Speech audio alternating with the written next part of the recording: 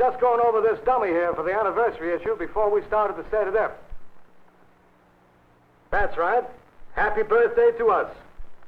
After 25 years, we figured this was no time to start getting coy.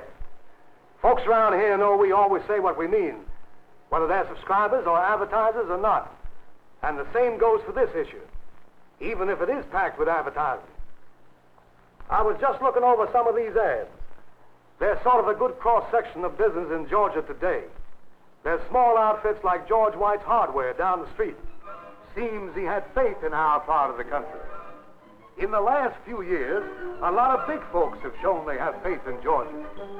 We'd shown them that we had something, that we were growing, that we would continue to grow.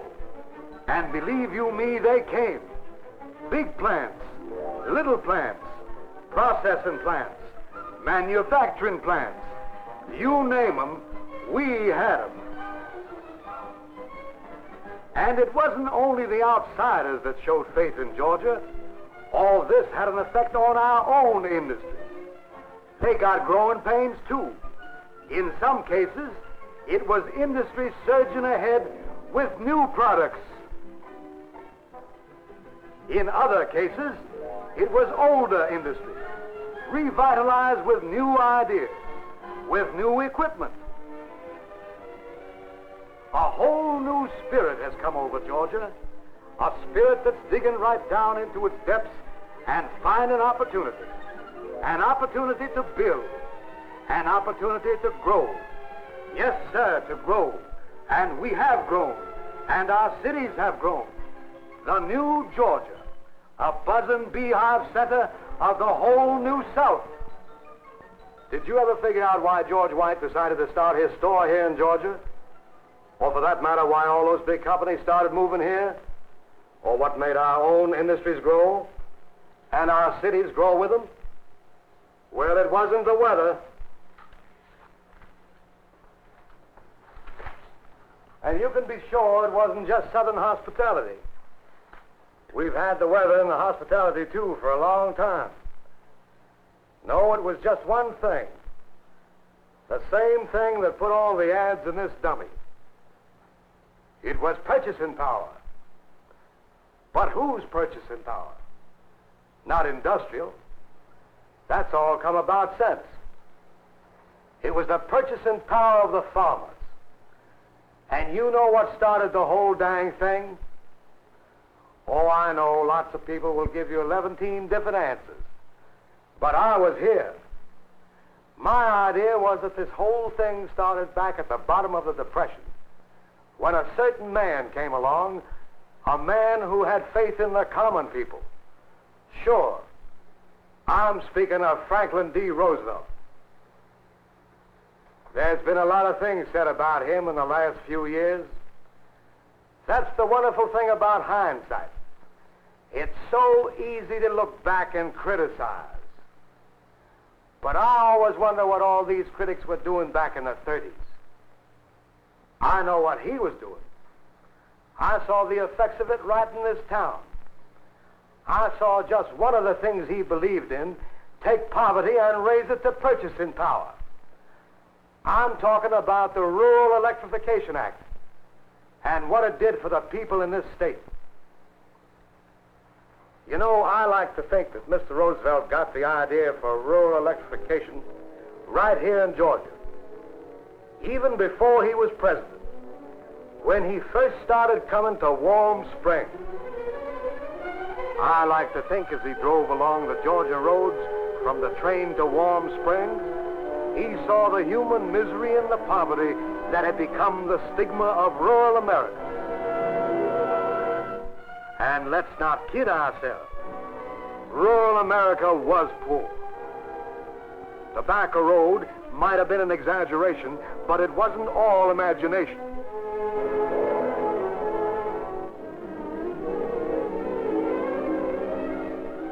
The land was worn out, year after year of poor farming, of lack of conservation, of the wrong crops. They had all taken their toll.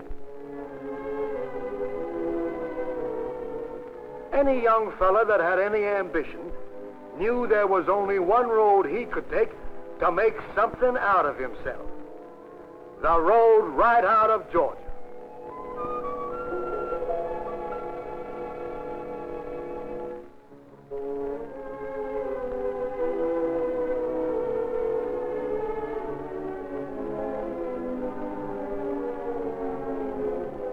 God only knows how much of our youth we lost during those years. Youth that we needed to work and build. Youth that we needed to strengthen the blood of the manhood of our state. Why did all this happen? Why was there no future in rural America? Because it needed one thing. The same thing that had improved efficiency in industry, that had improved living conditions in the cities. At that time, only 3% of rural Georgia had it. Electricity. And then in the 74th Congress of the United States, a law was passed authorizing the establishment, among other things, of the Rural Electrification Administration. And by George, it looked like the farmer would finally get electricity. But nothing happened. You know, that's one of the funny things about the Rural Electrification Program. When it was first conceived, the Roosevelt administration never dreamt it would end up as it did. They thought of it as a way for the government to help the people in the electric power business bring electricity out beyond the cities. But those people wouldn't touch it with a 10-foot pole. Actually, 2 or 3 of them did do something about it. But even they backed out within a year or so.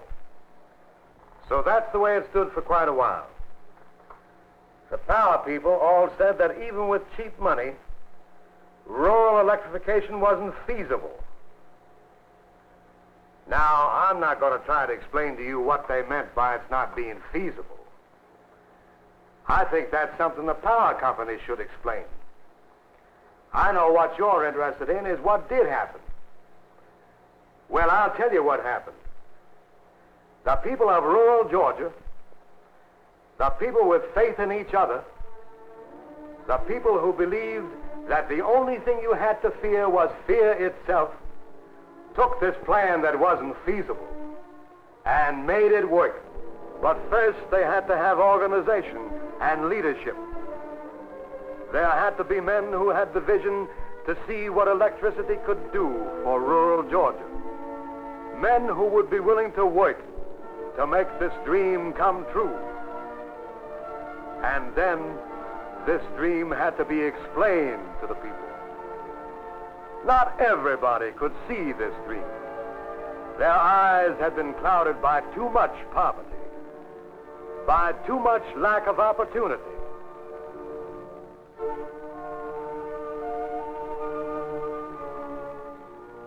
Others thought of it almost as a big joke. Oh, sure, it sounded good. But something like this would take years and years. But there were enough who could see the dream and know what it would mean to them. Enough who would have the faith in the men who were working to make a dream come true. One by one, the co-ops were formed. And to those who were doing the work, it must have seemed a snail's pace. The forms, the delays, the red tape, and then the ground was broken. The rich red earth of Georgia was churned out to make way for the life-giving current that was to revitalize it. The poles went up.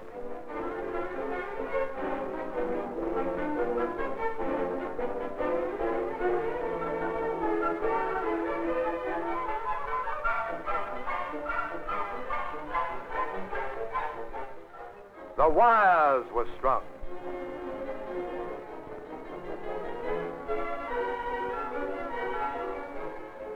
Connections were made to the home. The switches were thrown.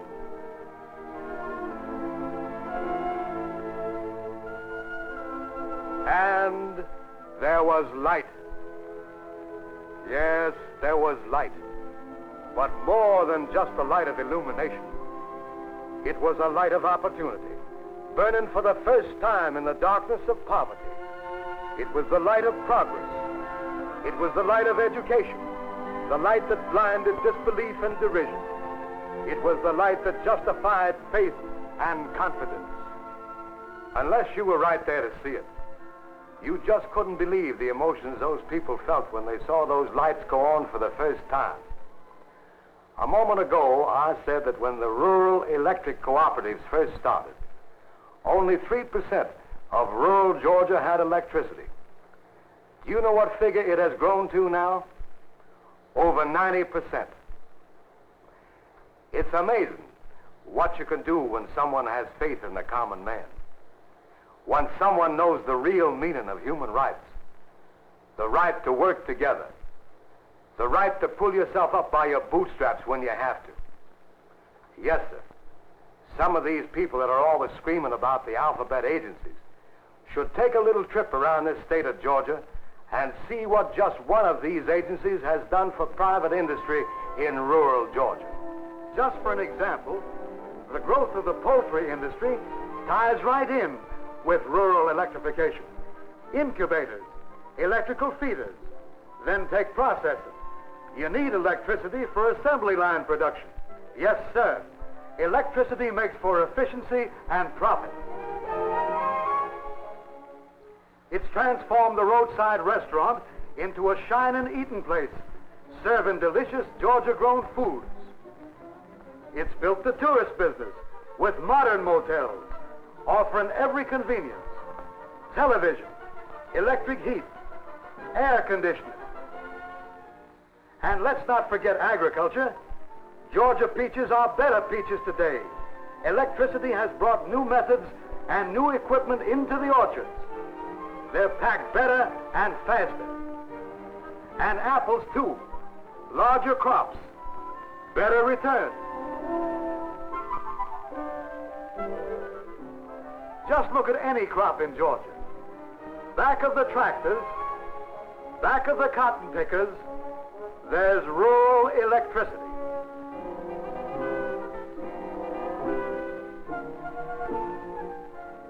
Whether it's peanuts or tobacco, electricity is there, helping the farmer do a better job.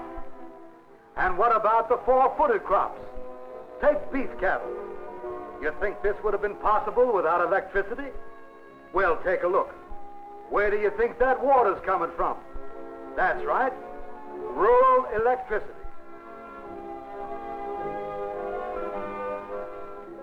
Here's another four-footed operation, only you might call this a manufacturing operation: the dairy industry. Today, the farmer can be part of that industry and share in its profits, whether he's got 2 cows or 200, whether it's milking the cows or processing the product for market. Rural electricity has put in his hands the means to raise the quality of his products and to increase the number of those products. And some of those products go to grow still another crop: Georgia hams and bacon and other pork products.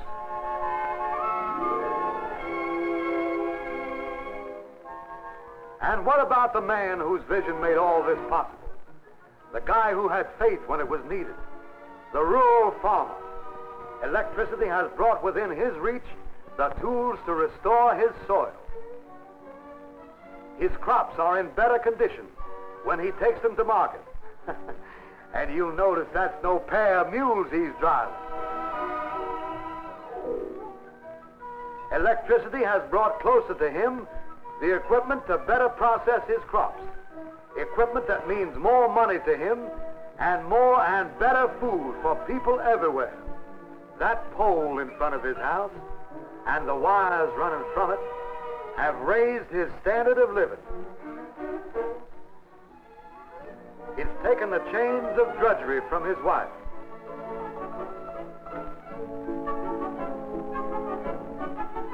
Today she has running water, hot or cold.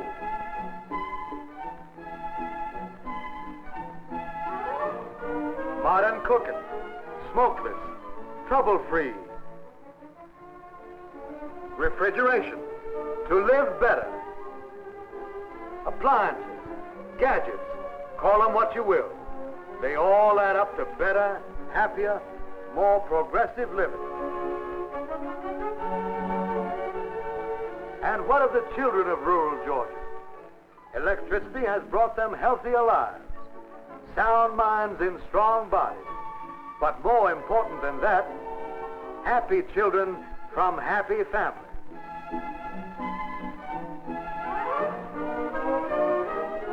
And how about education? Electricity has opened the doors of opportunity wider. Today's rural school is a far cry from the old one-room schoolhouse. Improved facilities for better education. Facilities and equipment on a par with any school system in the country. But there's more to learning than children can get from books or in a schoolroom. There's a certain kind of learning that a child can get only at home. Learning the meaning of things like faith and confidence and ambition. Yes, sir. And learning how to take dreams and turn them into plans. When these kids grow up, they won't have to leave this home and walk down a dusty road out of Georgia to make something out of themselves, to find happiness. More than likely, they'll do like so many of our young farmers are doing today.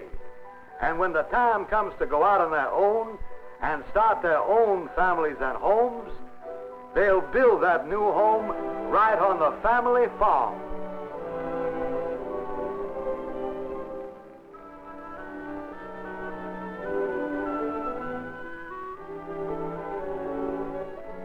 For here is Georgia's greatest product, its heritage for the future, its youth.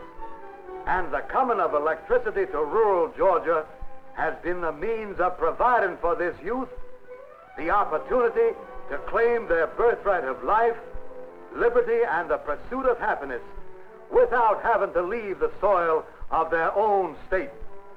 Well, that's the story of the electrification of rural Georgia the way I see it.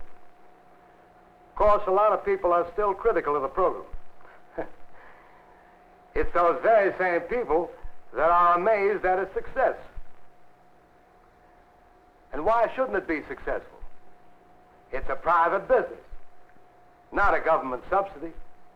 It's a self-liquidating operation using borrowed capital. And what's the difference between that and one of your big business corporations operating on a government loan?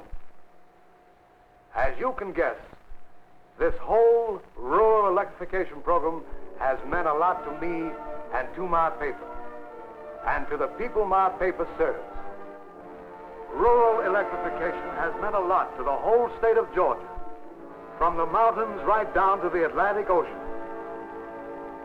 Here is private industry at its best, locally owned and operated, working together. Its directors given freely of their time for the common good, for their neighbors' welfare. Yes, their neighbors' welfare. You know, that's the real spirit behind rural electrification. Whether it's wishing well to a young couple as they start their married life, or a whole community working together to make a dream come true.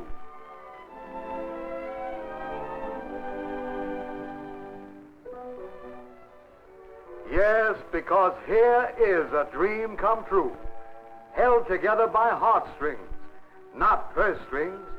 For if purse strings alone could make dreams come true, rural Georgia would never have needed an REA, and this country would never have needed a Franklin D. Roosevelt. More than anything else, this is America.